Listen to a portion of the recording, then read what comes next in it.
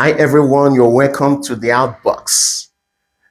Today we've got a surprise for you. For those of you that are in academia or within the consultancy area of international development would know who is Geoffrey Payne. If you're in urban development, urban planning, and land management, you definitely by now know him. But if you don't, here's an opportunity for you. This video will present to you a conversation that myself and my group here at Namibia University of Science and Technology had with Mr. Geoffrey Payne of the Geoffrey Payne Associates London and Mr. Alan Cain of the Development Workshop.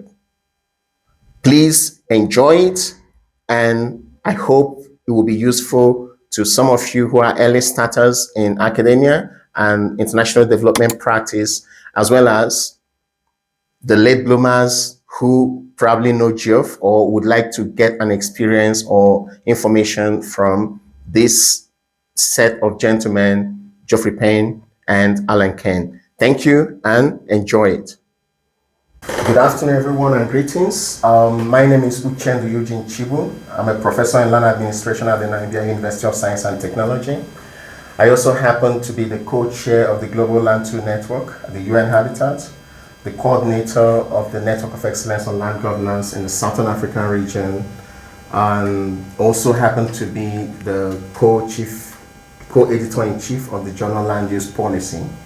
We are here today because of a great mentor, great teacher, and a great friend who happened to visit our university, also our country, Namibia, Mr. Geoffrey Payne, who is here. Geoffrey Payne is a consultant, well known to be within the area of housing, urban development, and with a focus on developing countries. And so Geoff is in Namibia today, and we took the opportunity to have a discussion with him. Also on my right is Alan Cain, who is a director of the Development Workshop and who happened to be here with Geoff. We are very, very, very honored to have you here, Alan. We are very honored to have you, Geoff, and perhaps want to start by asking you to, in one or two sentences, introduce yourself, starting with Geoff. Well, thank you very much. My name's Geoffrey Payne, and I'm a housing and urban development consultant. I've been fortunate to be doing this for a very long time, and I hope to continue doing it for quite a while. And I've been working also in academia and consultancy and doing research.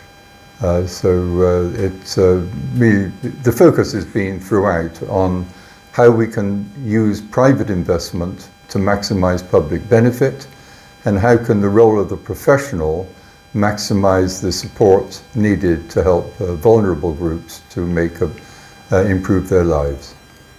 Thank you, Geoff. Alan, maybe you want to speak about yourself. Well, thanks very much. My name's Alan Cain. I'm one of the co-founders and directors of Development Workshop.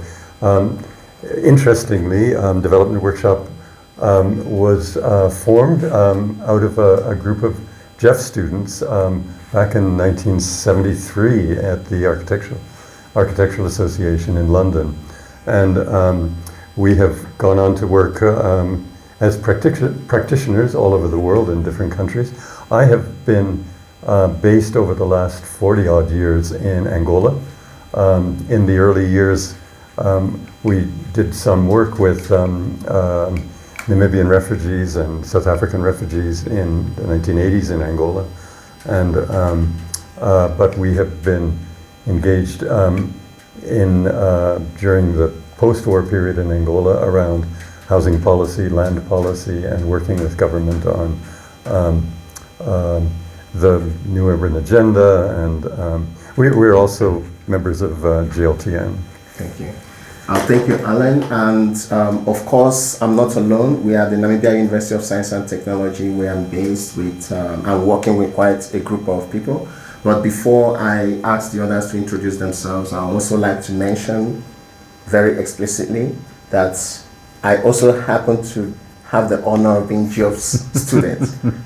So, and that has been very rewarding in my career. But with that said, I would like to start with my colleague, Malcolm. Please introduce yourself. Good afternoon. My name is Malcolm Mazambani. I'm a lecturer here at the Namibia University of Science and Technology within the Department of Land and Special Sciences. I also happen to be a former student of Mr. Geoffrey Payne. Thank you. Good afternoon. My name is Catherine Marenga. I am manager of the Institute of Land, Livelihoods and Housing here at NUST. Thank you. Good afternoon, my name is Benehafo Ricardo. I am a research assistant in the Department of Land and Spatial Sciences at NUST, and I also work as a co-manager for the Network of Excellence on Land Governance in Southern Africa. Good afternoon, my name is Alvina Hayford, and I'm a co-manager for NALGA and a research assistant at NUST. So thank you all, and I'm here with Geoff and Alan and the rest of my colleagues. And the whole idea is that this is a discussion or a conversation we would have had off camera, but because of what Geoff and Alan means to us, and not only just what they mean in terms of personal interaction, but the work they have done within the land sector, specifically in urban housing and management, we chose to have this discussion on camera. So I would like to start by tapping from Geoff's brain. Geoff is also the principal owner of the GPA, which is Geoffrey Payne and Associates, set up in 1995, and which has done quite a lot of work in various countries around the world in the area of urban land management, land tenure and housing. So Geoff, the young ones, the upcoming consultants in the urban sector, the upcoming academics would normally ask, how was it possible for you to set up the GPA? Why and what has it done over the years? So I would like to know, in few words, what you have to say about GPA. Well, thank you very much indeed. It's a great opportunity, and I really would like to thank Eugene for this opportunity. It's great to be in Namibia. It's great to meet my long-standing friend Alan after many years, and to keep in touch and see how we can continue to collaborate and build synergies. I set up GPA in 1995, as you say, after a career in academia, during which I'd also done research and also done consultancy. So it was a fairly easy transition, really. I left, I've been teaching for 10 years in Oxford at the Polytechnic, as it then was. It's now Oxford Brookes University. I was teaching urban design on an international basis. And then I was invited to the Development Planning Unit at University College London, where I also set up a master's degree course called the Building and Urban Design in Development course, which is doing very well now, I'm happy to say. I was also doing research during my academic career. So in '95, I decided to set up on my own. I was very lucky in getting a couple of small contracts very quickly, one in Guyana, another in Peru. And because I've been doing a lot of academic teaching, I've known a lot of students and seen them building their careers. So that provided the opportunity. And at that time, it was relatively easy for an individual like me to get research consultancy, research projects from the UK government. So I got one project which was on public-private partnerships, how to build liaisons between the private and public sectors. Following that, I was able to get a project on regulatory frameworks, because a lot of developers said they couldn't help the poor because of the regulatory constraints. The planning standards were too high, the building constraints were too limited, and the administrative procedures were too complex. So I got more research funding to do an analysis of that. So I was always asking in my research, what's the next big issue? What's the next big challenge or the big constraint to progress? And I'd identify something and I'd apply and I'd get research funding. Sadly, that opportunity is now closed. You have to be part of a big consortium, a big funding university in order to get grants. So I was very, very lucky. I also was doing research on land tenure and property rights. That had started in the late 1980s, when the World Bank commissioned me to do a study on land tenure as part of their research for their housing policy paper to be published later on. Now, I told the bank, I'm not an economist, I'm not a lawyer, why are you inviting me? And apparently it was because I published a review of the informal sector in developing countries, which they found very clear and easily written for a non-English speaking audience. And because my wife is a journalist, my wife is from India, we married when I was doing my initial research in India in 1971. And she's a journalist for the BBC. She became major editor. And she was always emphasizing the need to make academic work understandable to a non-academic audience. So I've always been stressing the need to make things as clear and legible as one can. So the bank invited me to write this review. And they sent me about 130 documents, reports, confidential reports and so on. And the more I read about land tenure, the more I realized it's an incredibly complex subject. So in my report, I basically concluded, find out what works and build on it. And the World Bank, to my surprise, kept rejecting my drafts. And I said, well, tell me where I'm wrong. But they never told me where I was wrong. There was no specific things I'd said that were wrong, but they did say, I could publish it elsewhere, but not with any link with the World Bank. And it was when the World Bank published its policy paper, I only had to read the title to know why they didn't like what I'd said. The title was Housing, Enabling Markets to Work. Now I'd been inspired, as I know Alan was, by the work of John F.C. Turner. And John was a champion of enabling communities, enabling people, not enabling markets. And at that time, the World Bank was very much in hot to neoliberal economics and structural adjustment. It was going through a very, very tough time. And so I put in a research, when I realized what they rejected my paper, I thought, well, this is something I need to take up with further. So I got some research money to do studies on land titling and land tenure, and published something on that. And then in 2000, a book was published called The Mystery of Capital by Hernando de Soto. And he made claims that land titling was basically the answer to all the urban problems of the world. In fact, his book claimed that the West became rich because they had enlivened dead capital, and that the poor around the world had been denied this opportunity. So a simple answer to a complex problem was give everybody land titles. So I got another research grant to challenge those claims. And even in his own country, and he'd been trying to be president of the country, even in his own country, we found no empirical evidence that giving titles had enabled people to get loans and lift themselves out of poverty. So when I presented my findings later on, 2004 I think it was, at the World Bank Land Policy Conference, I reported all these findings, that these claims were totally unjustified by empirical evidence.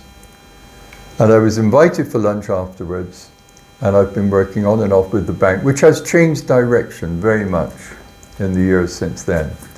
The bank is now very, very context sensitive and very, very much aware of the need to be pragmatic and support what works. So I do feel that the initial response, find out what works and build on it, has been justified. And I've been working with them in various countries. At the moment, I'm working with the World Bank on the development of a new state capital in Andhra Pradesh in India. Thank you. Thank you, Jeff. Obviously, you've been working with communities, but development workshop, I know also is your key work is in communities. So, Alan, from your side, considering that you're involved also in research within the housing, finance, organizational and development planning, I don't know if I'm missing out anything, but here in Namibia, the development workshop is well known, for example, but it's also globally, is a globally established organization that's worked in various places. Could you also give us maybe a short rundown of what necessitated even the formation of the development workshop and what you're doing at the moment? Well, I mean, going back many, many years, over 50 years actually, we had the opportunity of studying and, having Jeff and John Turner, Paul Oliver and others at the, it was a time when the development planning unit was being set up, and there was a kind of, we took most of our courses actually at DPU, but we had just this opportunity of having all of these amazing mentors, and I think for students, the opportunity of learning from mentors, and then I guess we have become mentors in our own way over the years. With we do a lot of work with Angolan university students in our programs. So I think the learning from, but our work is in practice, but we very much depend on the research of others and international policy forums like the GLTN for practical lessons that we can apply. Now in Angola, a couple of the programs that you mentioned, housing finance, Development Workshop set up Angola's first microfinance institution back in the 1990s, and it's now a thriving institution all over the country. It's rolled out as a separate institution. I have a place on their board as well. So, but to kind of ensure that they don't lose their social focus, basically. But we have been piloting over the last 10 years or so the use of microfinance for housing finance, for small loans for incremental building. And that seems to be a potential alternative solution to the kind of Hernando Soto model of having titles that allow you to leverage bank loans. I mean, Jeff will confirm this. Having title doesn't guarantee your bank loan. If you're poor, Exactly. You're never going to get a bank loan. So, I mean, but in any case, microfinance is an approach for housing that really does make sense, and because all over Africa, people build their houses incrementally in phases, and housing is a process, as to quote John Turner, basically. But on the land issue, I think the success of some of our programs in Namibia, and they're drawn on experience that models that we developed 10-15 years ago in Angola. But the key to success is the municipalization of land management, and engagement. And it's much easier for communities to engage with local administrators, who they know, who they meet, and in the defense of land tenure. We're concerned about the improving tenure status of land by the fact that the municipality is able to locate land that is delineated through participatory processes, and the the land is cadastered in the municipal archives, this gives a huge amount. I mean, it's probably the key for achieving land tenure, at least in our experience. Okay, thank you, Alan. And back to you, Jeff. You know, talked about mentoring, you know, working in such a manner that the younger ones, you know, to support the younger professionals going forward. Here at the Namibia University of Science and Technology, in our Faculty of Engineering and the Built Environment, last year we worked so hard to finally set up a mentorship program, because we understand that charity has to come, you know, has to start at home. And when it comes to capacity building and education, the very environment where the students are stationed has to also support the idea of capacity building. But in your work as well, I do know that you've been very much involved in, I mean, I'm a product of your mentorship, and it's not done yet anyway, so I'm still being mentored, and I try to mentor those, you know, around me. What is your next step?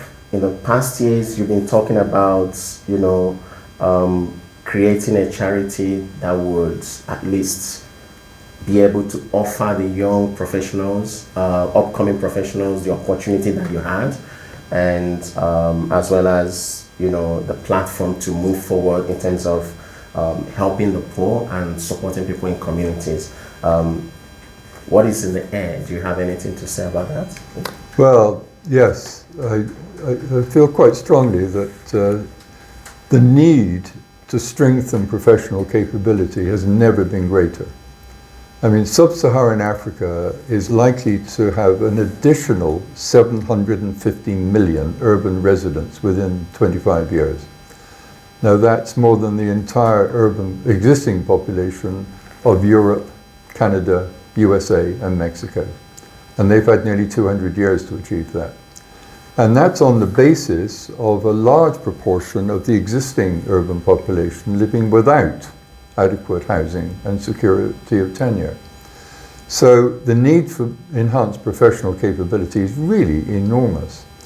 But the opportunities for people to get the chance to build their experience, to help the poor, are sadly getting more and more difficult.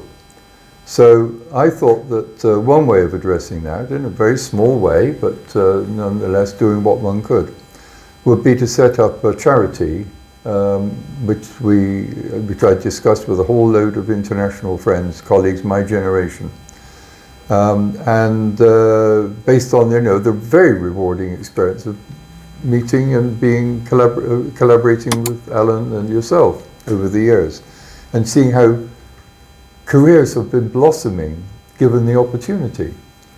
And so I thought, well, if I could create a charity, that would be a great way to start. And I discussed with a whole load of colleagues, my generation, and we submitted a proposal which was unfortunately not approved by the UK Charities Commission, who felt that helping professionals was not a charitable cause, even though they were trying to help the poor themselves. However, we've been very fortunate in discussing with an existing charity the possibility of reformulating the proposal so that it is helping professionals who want to help the poor. And therefore they are a means to the end being to improve the conditions of the urban poor. That is now in final discussions, and I'm hoping that we will have something to announce on that in the very near future. Thank you, Geoff. I think the key phrase here is helping professionals who want to help the poor. I guess we also try to do that, and I'm very much in support of this, and will do anything within my own means, you know, to contribute to that. Well, I'm very happy and proud to say that you are the youngest member of our panel of provisional committee. You're making me young now. Look at the young ones over there. Yeah. So Geoff, it's it's a pleasure to know you're still working on this, and I'm there with you, and we'll keep doing that. I'll still stick with you. Now, from the long years of experience, still ongoing, because you're still working with the bank, what would be in your urban planning research? What is the most important experience that you think you perhaps will share with the younger ones, you know, who are here, and obviously those who would be watching this program? I think the simplest advice is to ask, what is the next constraint to progress? Where are the barriers to progress? And what are the options for addressing them? I've always started on that premise. You know, having done one research project, you come to conclusions and you find out that something else is a barrier. And you address that barrier, and then you find there's another barrier to that. So I think having an open mind and being curious about what the issues are that you're focusing on yourself, whatever your starting point, if you're an architect, a planner, an engineer, surveyor, urban designer, anthropologist, whatever it is you're starting from, if you focus on an issue that you think is really key to progress, then make sure you keep knocking on doors. You know, you might find initially that you're turned down, that an application is rejected. Don't be deterred. In a way, I would say, an early set of failures is almost a benefit. Because ironically, if you can learn to cope with disappointment, you will have a strength of character that you can rely on later on. If people don't have that requirement to cope with disappointment, they find it very difficult later on. And so I think the fact that it's not easy should not be regarded as bad.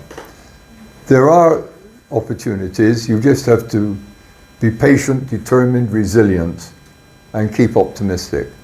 And I think if you keep knocking on doors, eventually one will open. So the message, keep knocking on doors, and to keep knocking on doors, you have to be patient. I'll take it, and I hope the rest of us here would. And on the side, my right side, Alan, from your experience both in your research work and then development workshop, what would be the take-home, you know, advice that you would give the younger ones who are here and who are watching? Well, I think some of our successes, I mean, following on from what Jeff was saying, we have been struggling with municipalization of land and human settlements work in Angola for years and years. When we took that approach to Namibia, it gelled. I mean, sometimes if we had not continued with what we were convinced was a successful model of communities working with decentralized governance, we wouldn't have had the successes that I think we can see in our work in Namibia. So I just repeat you know, what Jeff was saying, that some of these struggles take a long time, but if the model and the approach really is a valid one, I think we'll find success in the end. And I think in practice we've seen that in our work. Okay, thank you, Alan. You used the word municipalization. Could you explain that and what it means, and within the context of the work of the development workshop, because some of our audience out there may not. I use the term in the Angolan sense because Angola is a highly centralized government, a highly centralized state, and the policy changed about 10 years ago to towards municipalization, downloading responsibilities, budgets, participatory budgeting. A lot of these ideas come out of a DFID-supported project that we introduced, and it won a number of international awards, in fact. But on urban poverty, the struggle against urban poverty. And the key was creating linkages between communities and the emerging local government. Now, in Namibia, you've had historically local elections at the municipal level. We didn't have that. We didn't have that level of governance in Angola, and we're convinced that it's key for local development for decisions around land governance, etc., to be taken at the local level, together with communities, and a dialogue needs to be created. When we came to Namibia, we found the infrastructure of local governance already in place. So we were able to build, I think, some really, Jeff was noting, real partnerships, real with our colleagues who are working in large number of municipalities in the north and around Namibia, and really bringing that community and participatory approach to local government. Just one more question. Will it then be logical to say that municipalization is kind of a tool for decentralization in Angola? In Angola, for sure. It's absolutely essential. I think it's essential for any kind of development. It's essential for a just land reform. It's essential for secure tenure for the poor, but also actually for the World Bank's doing business study in Angola said that the big constraint, even local people were hesitant to invest because of insecure land tenure. So you can sometimes use the language of the bank and the public-private partnership model to demonstrate that the truth in local participatory development. Yeah. Well, speaking about development workshop, perhaps my younger colleague here, Catherine's done a research on I would say, I'll give you a chance to talk, definitely, but looking at participation within the context of the work of the three key partners here in Namibia, the GIZ, the Development Workshop, and Namibia Housing Action Group. Perhaps you can speak on that, for a minute. Yes, no, I think the essence of having multi-stakeholders working on how can we improve the livelihoods of communities living in informal settlements. So the idea is looking at the different stakeholders who play a role, because we need to look at how can we scale up the different initiatives that we have, and look at what is Development Workshop doing, what is the Housing Action Group doing, and what is the GIZ doing collectively to actually just improve and advance the livelihoods of the communities. Yeah, thank you. And just to mention, Catherine happens to be the director of the Youth Land Initiative for Africa here in Namibia. And as a department, as a research group, we work together with them and try to support the youth. Yeah. Okay. And I think the opportunities for links between enterprises like Development Workshop and universities and local authorities and communities is really enormous, to mutual benefit. Yeah, and several, I think there's a big need for it, and everywhere.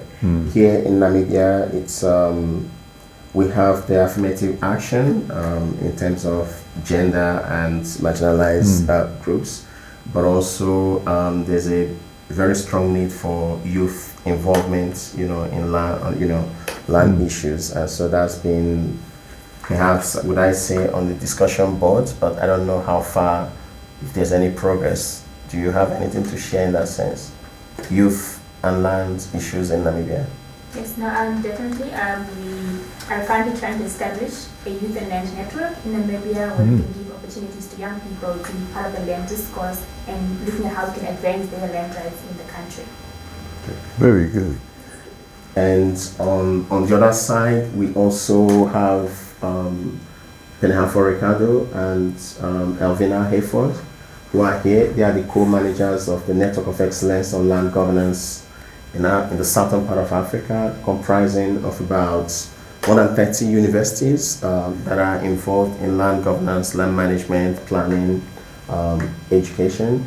Perhaps you can give us, from your perspective, what does networking within the context of land governance research look like, in these parts of Africa?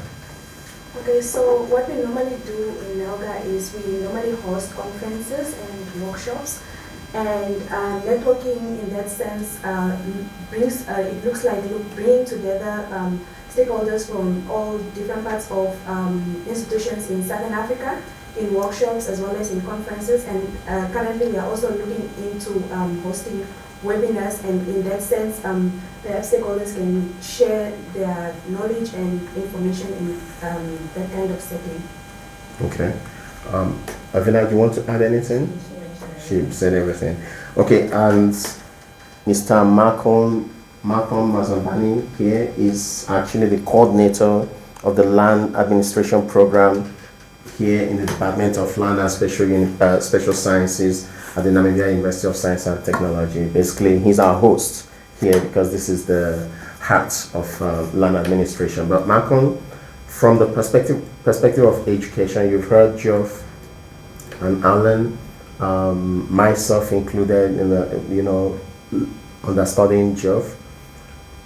Education and being in the university has been a core part of, I would say from the side of mentorship, I probably wouldn't know who Geoff is, except maybe in literature, if I didn't do a land management program where he had to teach me. And since then we've evolved in terms of relationship from student-teacher relationship to mentorship and to where we are today. And I still consider myself understudying. No partnership. So Malcolm, here in the department and under your program, land administration, do you think that sort of, would I say, mentoring environment, does it really exist, and in what form, if it does, and if it does not, what needs to be done, please? All right, thank you. First of all, as you mentioned, we are the Department of Land and Special Sciences within the Namibia University of Science and Technology, and within that we have about 4 programs: land administration, which I'm coordinating, and then you find geoinformation technology, property studies, and then traumatics as well. That is within the department. So the role, of course, as land administrators, because our aim is to educate, as you say. So the main aim is, first of all, to respond to the needs of the industry in terms of producing graduates who are able to become experts within the different fields. You talked about Alan and Geoffrey spoke about challenges related to land and housing, and it's a question of to us as land administrators in terms of what is it that we can do to respond to these challenges. So I believe that that's the main focus of these programs, to, like I said, to respond to the needs of the industry. We are currently now busy with our mandatory 5-year program review. So within the review, we are consulting a number of stakeholders with what we call the program advisory committee from all these different, yes. So I believe mentorship exists in the sense that, one, within these programs, we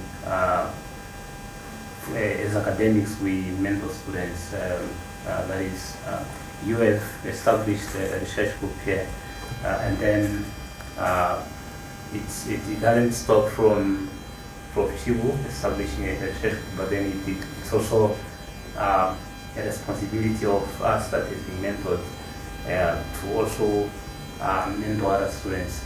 So in short, it does exist. That is now through research supervision in so many forms. So thanks very much. I think also being from the department, one thing I can say is we're working to serve, kind of nurture graduates who would serve in the industry, but most importantly, we actually are working more towards land governance for societal development, which is also looking at communities. For instance, we produce, I shared with you the tenure responsive land use planning guide, and normally, a university is not an implementer, but we sort of got into a partnership with the Namibian Housing Action Group to actually take the guide into the community in a municipality called Okahanja here to do the land use planning, so we are moving beyond the traditional academic, perspective of development into working with partners who are implementers, and it's been quite enriching because during the process we get our students to also do some work in the field as part of excursions, but at the same time it's rewarding in the sense that some of them actually know what happens on ground. So thank you, Malcolm, and I think I'll be ending it by again I'll give Geoff perhaps the last opportunity to talk more on a recent book you wrote.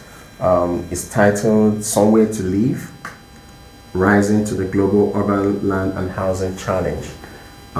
Could you tell us a little bit about this book and what's the objective and what is the core message? Well, thanks very much. What I've found over the recent years is that there are two aspects that really, really worry me about development. One is increasing inequality, globally and nationally in many, many countries, whichever level of economic development they are, whether it's the UK or any other country. So inequality is increasing, and that is causing instability. A housing crisis is now, I would say, global in many ways. And also the climate crisis, something which we've known about for decades, since Rachel Carson published her book in 1962, I think, Silent Spring. The information is being, scientific evidence has been increasing and is so detailed and reliable and frightening. But people in many cases are still in denial or still think that they can carry on as they are. So the climate crisis and inequality are two key issues. Now, I've always held that the built environment is a physical manifestation of the society that created it. So the physical environment we're looking at now is reflecting the inequality that we see globally and nationally and locally. It's also reflecting the failure to address the climate crisis. So excessive consumption by some and under consumption by others. Now, since the built environment is expressing the reality, that means it's part of the problem at the moment. But because it's part of the problem, it can therefore be part of the solution. So the motivation for doing the book was to show why it is expressing these big issues at the moment, but how it could be a way forward for addressing these bigger global issues, to make the world more sustainable environmentally and socially and economically. And So I've been toying with the idea of doing this book for a very long time. But of course, when the COVID lockdown came, we were all stuck at home, mostly. And this was the perfect opportunity, not for the best of reasons, but it was the perfect opportunity to sit down and take stock. And in a way, humanity had that opportunity to take stock. You could, from Delhi, you could actually see the mountains of the Himalayas for the first time because air pollution was not so bad. And that gave me the opportunity to reflect, see what lessons I'd learned over the years and what lessons I could pass on to the next generation. And because my wife Rita has been a journalist at the BBC, I've tried to write it in a way which will reach not just policymakers, but be available to the general public. Because I think it's only when we get public awareness of these issues, inequality and the climate crisis, and the means available to implement change, that things will actually happen. It was also a great opportunity because I've worked with the World Bank, as I said, over many years. The trouble is that as a consultant, you go in, you meet everyone, you go everywhere, you read everything, you write your report, and you get on the plane. And you often never find out what happened. So the book was another chance to contact all the people I'd worked with all these countries over the years, see what had happened, and learn the lessons from that.